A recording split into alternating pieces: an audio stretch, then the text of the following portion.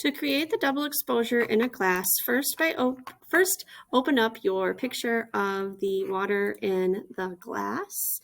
And you could experiment with both a black background and a white background, or you could even do this at home with a different background in a different glass.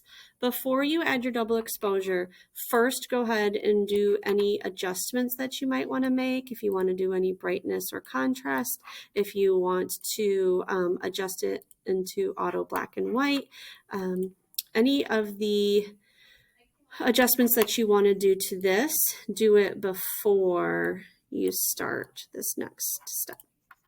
Then you are going to go up to layer, add image as layer, and think of anything that you might want to put inside of this cup. So I'm going to do this sunset of Anna Maria. And I'm going to go to my settings on my layers, and I'm going to take that opacity down so that I can see. And I really only want to put this in the part of the glass that has liquid to make it look realistic. So I'm kind of trying to make it look like the clouds and part of the beach are in there. And while I am selected on that double exposure layer, I'm going to go ahead and grab that eraser tool.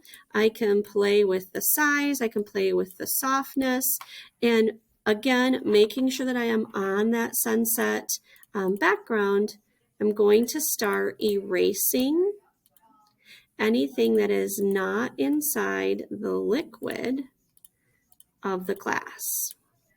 And I would continue doing this until I have erased all of the parts that don't belong in the glass. So I'm going to pause and do that. Once you are done with the eraser tool, you can go back to your settings and bump your opacity back up.